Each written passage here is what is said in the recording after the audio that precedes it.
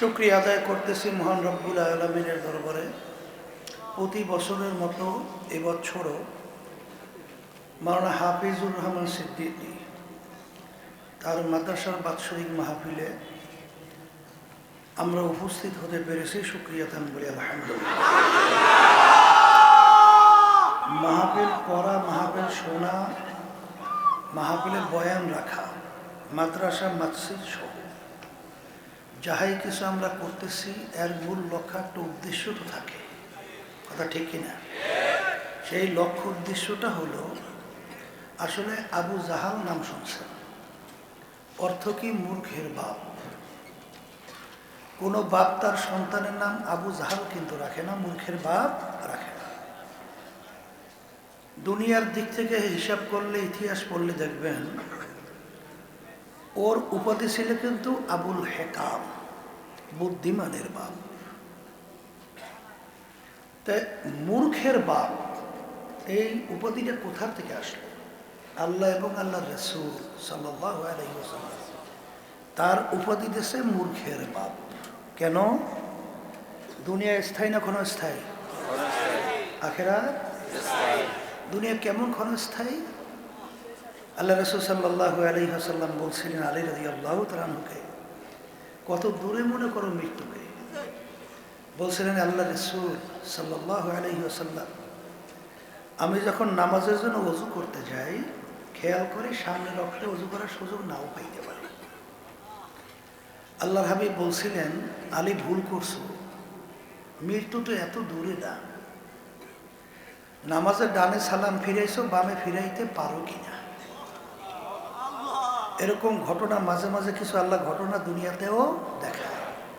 গলা চিপা পটুয়াখালী জেলা, আমাদের চরমনের একজন মুজাহিদ ছিল। ফজরের নামাজের জন্য মসজিদে যাওয়ার পরে ইমাম সাহেব আসে নাই, তাকে ইমামতের জন্য সামনে যখন দিল, ফজরের নামাজ 2 রাকাত ফরজ পড়াইয়া ডানে সালাম ফিরেছে, বামে আর ফিরাতে পারে নাই। মুরাদা ইউনিয়নের সদস্য সাহেব, দুমকি কলেজ মাঠে আমার মাহফিল ছিল, লোকজন নিয়ে আসছে। এশার নামাজ 2 রাকাত পড়ে, 3য় রাকাতে মনে হয় প্রথম নজরে দ্বিতীয় সেজদায় গেছে। এরপরে দেখার দুনিয়াতে নাই। আমার কাছে সংবাদ আসার পরে আমি তাড়াহুড়ো করে যখন দেখতে গেলাম, যাইয়া দেখি মনে হয় যেন এখন মাত্র ঘুমাই গেছে। এই হলো দুনিয়া। বলেন বলেন, মুখ খুলে বলেন, এই হলো। আবার বলেন, এই হলো।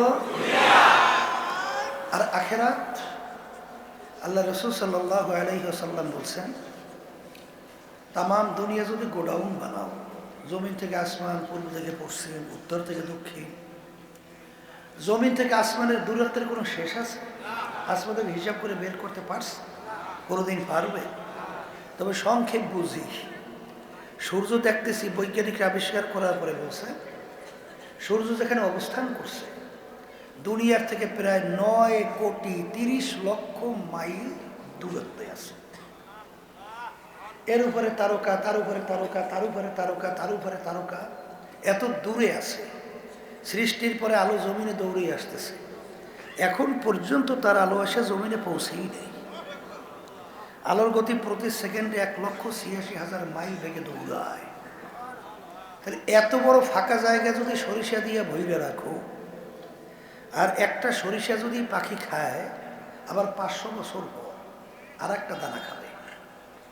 এরকম 500 বছর পর পর একটা একটা দানা খেতে খেতে তামাম দুনিয়াময় গোডাউন একদিন না একদিন শেষ হবেই হবে। কিন্তু আল্লাহ রাসূল সাল্লাল্লাহু আলাইহি ওয়াসাল্লাম বলেন, আখিরাতের জিন্দেগি শুরু, শেষ না। এখন যারা এই ক্ষণস্থায়ী জিন্দেগির পিছনে পড়ে আখিরাতের স্থায়ী জিন্দেগি ধ্বংস করবে, একে আপনি বোকা বলবেন না বুদ্ধিমান বলবেন? সবাই বলে বোকা, না? তাহলে এই বোকাদের নেতৃত্ব দিত আবু জাহাল। এই জন্য আল্লাহ এবং আল্লাহ রাসূল তার উপাধি দিছে মূর্খের বাপ। কথা ঠিক কিনা? পাইলেন? আচ্ছা, ওমর রাদিয়াল্লাহু তাআলার নাম শুনছেন? শুনছেন। প্রথম অবস্থায় ওর চেয়ে কট্টর খারাপ কি আর পাওয়া যায়? আল্লাহ হাবিব সাল্লাল্লাহু আলাইহি ওয়াসাল্লামকে কতল করতে রওনা করা, এর সে খারাপ লোক আর পাওয়া যায়? 100 তো লাল উট পুরস্কার। মাঝখানে কি ঘটনা হয়েছে আমরা জানি। এমন পরিবর্তন হলো, ওই তরবারি নিয়ে সর্বপ্রথম ইসলামের পক্ষে স্লোগান দিয়ে নারায়ে তাকবীর আল্লাহু আকবার দিয়ে রাস্তায় নামছিল। আচ্ছা বলেন তো, একটু আগে ছিল সবচেয়ে জঘন্য, আর একটু পরে হয়ে গেল উৎকৃষ্টের ভিতরে উৎকৃষ্ট। কথা ঠিক কিনা? এখন যদি আপনাকে বলি, একটু আগে যখন আল্লাহ হাবিব সাল্লাল্লাহু আলাইহি ওয়াসাল্লামকে কতল করতে রওনা করছিল, তখন তার চক্ষু কয়টা ছিল? বলেন বলেন। আর এখন যখন ইসলামের পক্ষে স্লোগান দিয়ে মুসলমান হওয়ার পরে নামছে, এখন চক্ষু 4টা। হ্যাঁ, তাই হাত আগে যা ছিল তাই আছে? পায়ের পরিবর্তন? অন্য অন্য অঙ্গ প্রত্যঙ্গ কোনো পরিবর্তন? চেহারা একই তো আছে, কিন্তু একটু আগে ছিল কীট, জঘন্য, শুকুরের চেয়েও খারাপ। একটু পরে হয়ে গেল ওয়ালাকাদ কাররামনা বানি আদম। পার্থক্য কোন জায়গায় হয়েছে? একটা জায়গায় পার্থক্য। কথা ঠিক কিনা? তাহলে সেই জায়গাটা পরিবর্তনের নাম হলো কলব। নাম কি? তাহলে এক কথায় মুখস্থ করেন, বলেন যার কাল ভালো সে সর্বশ্রেষ্ঠ সম্মানিত, আর যার কাল খারাপ একেবারে সমস্ত নিকৃষ্ট, শুকুরের চেয়েও খারাপ। কথা ঠিক? তাইলে মানুষের সম্মান বাড়ে কমে ওই কলবের উপরে ভিত্তি করিয়া। আর বেহেশতে না যাওয়া যাওয়া এইটাও কিন্তু কলবের উপরে ভিত্তি করিয়া আল্লাহ ফয়সালা করবেন। কথা ঠিক কিনা? কারণ কুরআনুল কারীমের ভিতরে প্রায় 9 কসমের পরে আল্লাহ রাব্বুল আলামিন এক সূরার ভিতরে কি বলেন? কদ আফলাহা মান যাক্কাহা ওয়া কদ খাবা মান দাসসাহা। যারা কলবকে পরিষ্কার করতে, আত্মশুদ্ধি করতে পারবে, তারাই নাজাত পেয়ে জান্নাতি হবে। আর বেহেশতে যাওয়ার জন্য আল্লাহ রাব্বুল আলামিন শর্ত লাগাইছেন না? শর্ত কি লাগাইছেন? কি লাগাইছেন? ইল্লা মান আতাল্লাহা বিকলবিন সালিম। সুস্থ পরিচ্ছন্ন কলব ছাড়া আল্লাহ বলতেছেন আমার পবিত্র জায়গা বেহেশতে হবে না। বেহেশতে আল্লাহ রাব্বুল আলামিন তার রাসূলকে দুনিয়াতে পাঠিয়েছেন, কোনো কারণ আছে না? নাই? বলেন না, বলেন না।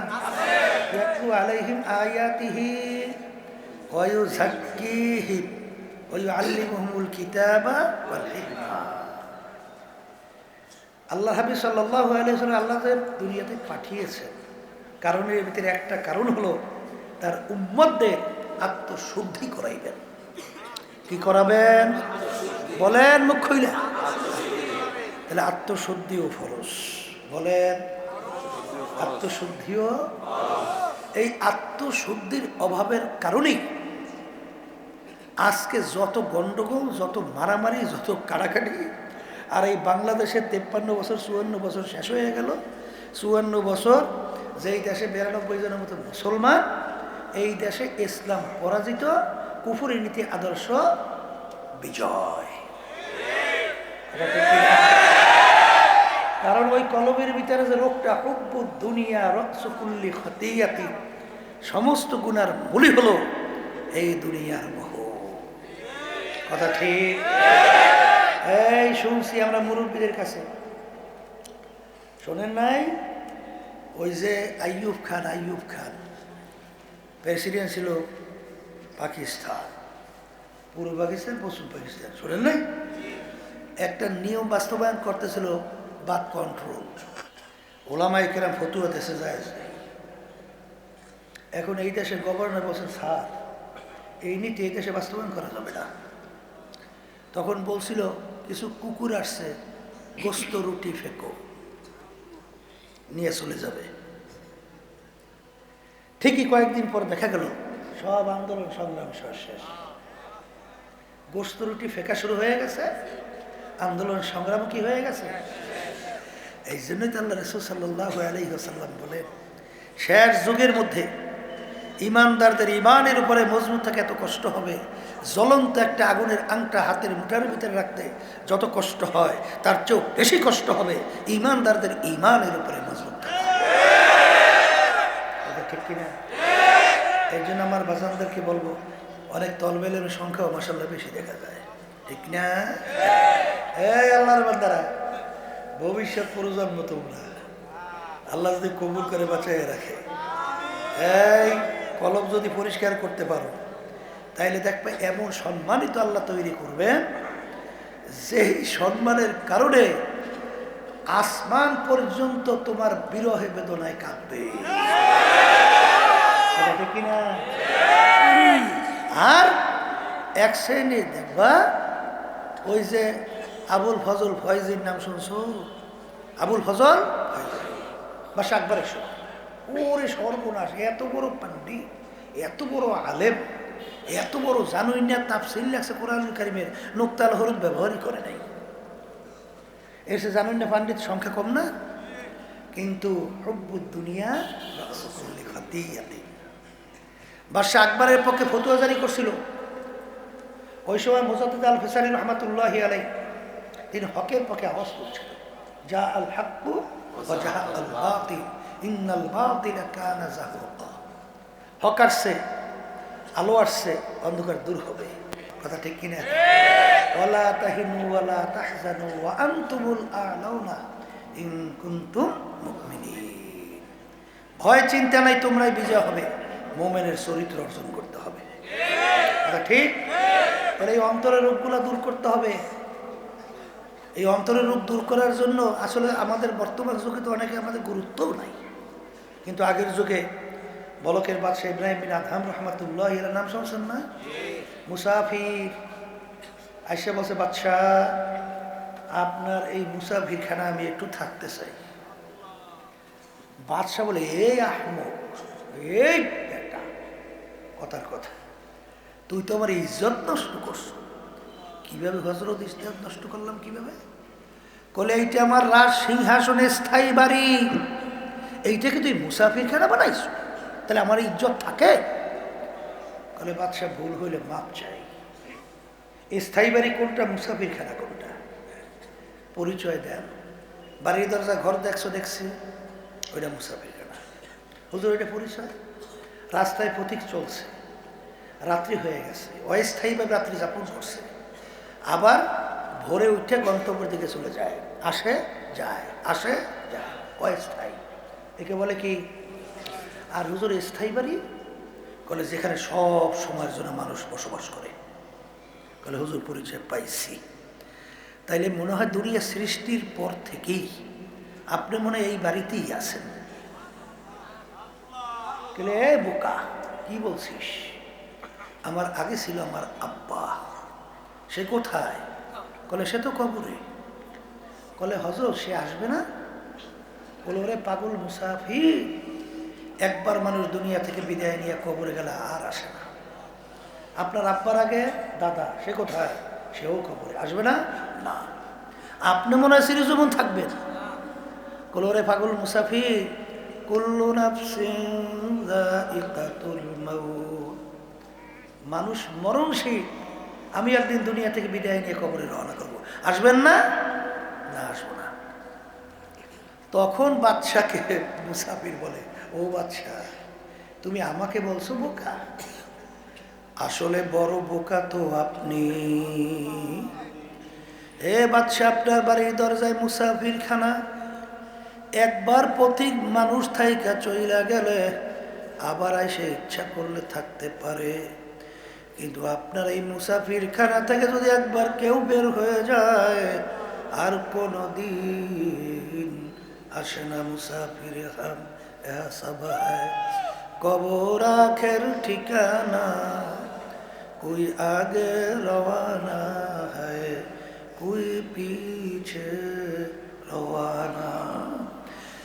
বাদশার চিন্তার পরিবর্তন ঘটে গেল।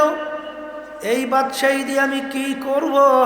এই সম্পদ সম্মান দিয়া কি করব?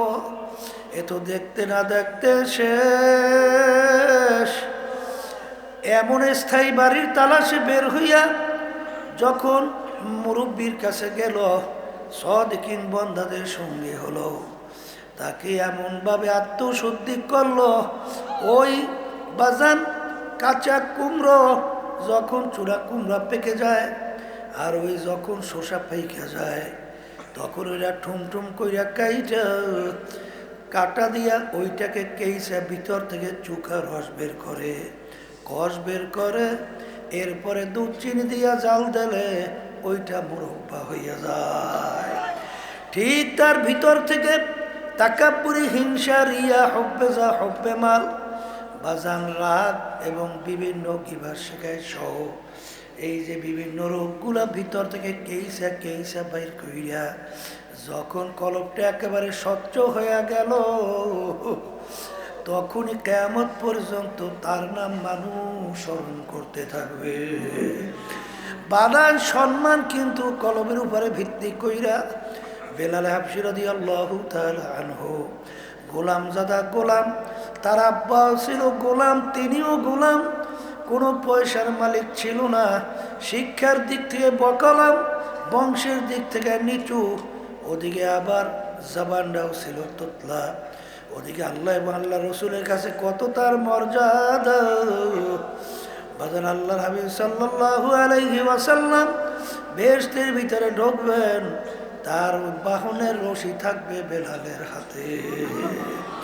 রাগে আর রসমে আজা রূহে বেলালি না রহি, ফলসফা তো রহ গয়া है लेकिन तलकीन गज़ाली না রহি।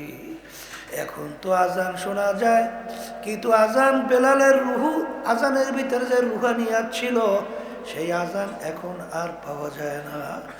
পীর মুরিদে তো দেখা যায় পাওয়া যায়, কিন্তু গাজ্জালী রহমাতুল্লাহ আলাইহি সহ আল্লাহর কুতুবদের যে পীর মুরিদির রুহানিয়াত ছিল সেইটা এখন আর পাওয়া যায় না। এই জন্য আমার ভাইদেরকে বলবো, পর্দারে মা বোনদেরকে বলবো, আসলে চিন্তাও নাই, চেষ্টাও নাই। আগের যুগ ইতিহাস পড়লে দেখবেন যে আল্লাহর কুতুবেরা এবং হক্কানি উলামায়ে কেরামরা বাজান বিশেষ করে ওই তার শাগরেদদেরকে কিভাবে আত্মশুদ্ধি করাইতেন, অনেক সময় কান ধরায় উঠাইতেন, বসাইতেন, জুতা সোজা করতে বলতেন, কারণ নিজের ভিতর থেকে নিজের অস্তিত্বকে বিলীন করার জন্য, ভোলার জন্য বিভিন্ন ধরনের ঔষধ প্রয়োগ করতেন। এই জন্য আমার বাজানদেরকে বলবো, মেটা দে আপনা আস্তি কো আগার কুছ মর্তবা চাহো, কেদানা খাটকে মেলে গোলে গোলঝার হতা হয়। যতক্ষণ পর্যন্ত বিসি দানা নিজের অস্তিত্বকে মাটির সঙ্গে বিলীন না করবে তার থেকে গাছ পাওয়ার আশা করা যায় না। বাজানা ইনদামুল কাসরাতিল কুলুব, হাদিসের কুচ্ছির ভিতরে আসছে যে আল্লাহ রাব্বুল আলামিন ভাঙ্গা দিলের কাছে থাকে। এই জন্য ইতিহাস পড়লে দেখবেন, সাহাবায়ে কেরামদের ইতিহাস পড়লে দেখবেন, আল্লাহর ওলিদের ইতিহাস পড়লে দেখবেন বাজান তারা নিজেকে নিজে এত ছোট মনে করত, নিজে বর্মেয়াগিরি তো দূরের কথা, সব সময় ছোট মনে করত। আর বলতো, মালিক আমাকে তুমি মানুষ না বানাইয়া যদি একটা ছাগলের বাচ্চা বানাইতো, তোমার বন্দাবান্দি জবাই কইরা পাক কইরা খাইয়া তোমার ইবাদত করত, মালিক আমার কি উপায় হবে? এইভাবে আল্লাহর ওলিদের ইতিহাস পড়লে দেখবেন বড় পীর আব্দুল কাদের জিলানী রহমাতুল্লাহি আলাইহি আল্লাহর ঘরের সঙ্গে মাথা ডালে টাকা আর বলে, মালিক তুমি যদি আমাকে মাপ নাই করো, কিয়ামতের ময়দানে অন্ধ কইরা উঠাই। কারণ যদি জাহান্নামের শিকল আমার হাতে পায়ে লাগে, এক তো লজ্জা, অন্যদিকে আযাব। মানুষ বলবে, দেখো যাকে আমরা বড় বিশ্বাস বলছি তার হাতে জাহান্নামের শিকল লেগে গেছে। এই জন্য আমার বাজানদেরকে বলবো, পর্দালে মা বোনদেরকে বলবো, আমার দাদা জানের কথা শুনছিলাম, বাজার ইন্তেকালের আগে আগে চকির উপরে বৈশা পাশেই কবরস্থান তাকাইয়া তাকাইয়া দুই চোখের বাণী পানি বাইয়া বাইয়া পরে আর করুণ সুরে মালিকের দিকে ফিরা ডাক দেয়, ও আমার দয়ার মালিক, তুমি যদি আমাকে মাফ নাই করো মালিক, ওই অন্ধকার কবরে আমি একা কেমনে থাকবো? যেই কবরে বাতি নাই, সাথীও যেই কবরের ভিতরে বিছানাও নাই, বালিশও নাই। আল্লাহর হাবিব সাল্লাল্লাহু আলাইহি ওয়াসাল্লাম বলেন, আমার উম্মতেরা কবর তোদেরকে ডাকে আর সংকেত দেয়, হে আব্দুল করিম, রেজাউল করিম, হে রহিমা খাতুন, আনা বাইতুল ওয়াহদা, আনা বাইতুল জুলমা, আনা বাইতুল জুর। আমি একাকির ঘর, আমি অন্ধকারের ঘর, আমি পোকামাকড়ের ঘর। আল্লাহ, এ বড়লোক আমার বাবারা ভালো বিছানা ছাড়া ঘুম আসতে চায় না, কিন্তু তোমার আমার জন্য যে কবর অপেক্ষা করছে, ওই কবরে তো বালিশ নাই, বিছানা। কবরে যাইয়া নাফরমান ডানের দিকে তাকাইয়া দেখে মাটি, বামে দেখে মাটি, নিচে মাটির বিছানা, উপরেতে চাপা মাটি, ভাইগা যাইতে পারবে। এখন দিক বিদিক হারাইয়া নাফরমান ডাক দেয়, আল্লাহ আল্লাহ আল্লাহ। আমার মালিক বলে, নেমো খারাপ, দুনিয়ার ভিতরে আমার সমস্ত নেয়ামত ভোগ কইরা বাইচা ছিলি, আরে আমার দেওয়া চক্ষু দিয়া দেখছিলি, আমার দেওয়া কান দিয়া শুনছিলি, আমার দেওয়া ব্রেন দিয়া পড়াশোনা করছিলি, আরে বুদ্ধি দিয়া ব্যবসা বাণিজ্য কইরা সম্পদ গুছাইছিলি, আমার দেওয়া নেয়ামত পা দিয়া হারছ, আমার দেওয়া নেয়ামত হাত দিয়া কাজ করছ, আমার সমস্ত নেয়ামত ভোগ কইর দুনিয়া যেরকম তুই আমাকে ভুইলা গেছিলি, এইভাবে আমি তোকে ভুইলা গেলাম, শত শত বছর আমাকে ডাকবি,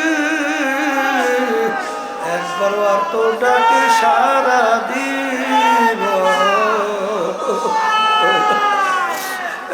কবরের মাঠে নাফরমান দুনিয়াতে স্বাধীনতা পাইয়া